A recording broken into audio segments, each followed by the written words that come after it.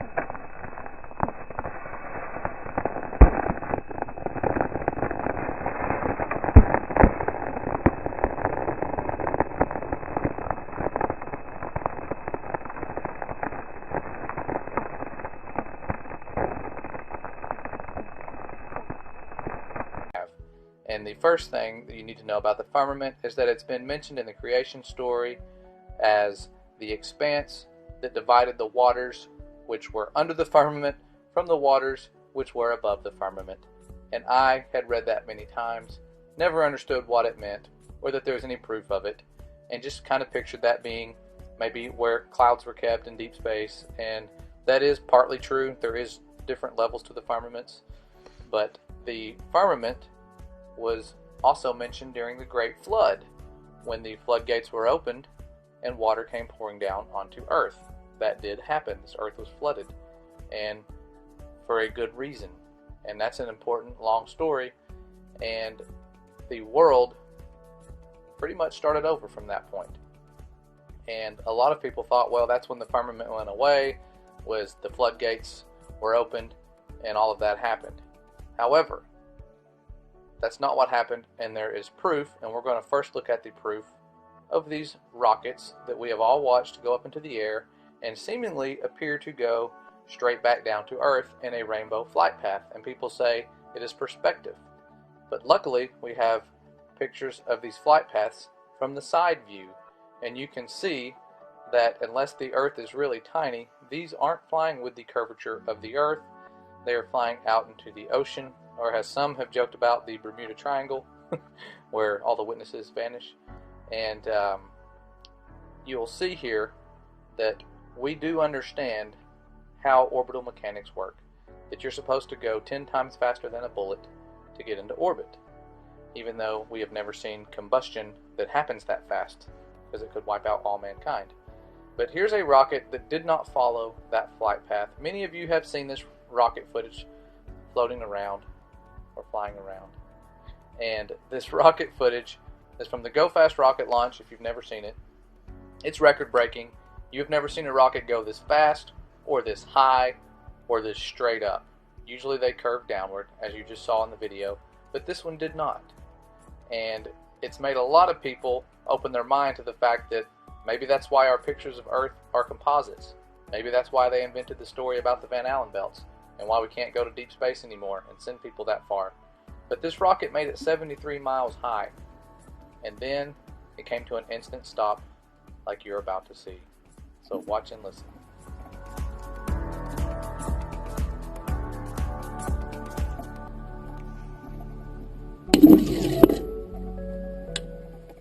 Wow, here it is again.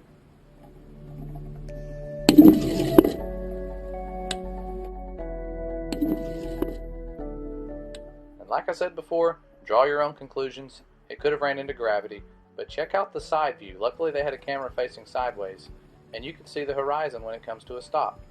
You could also see what looks like the moon in the far off distance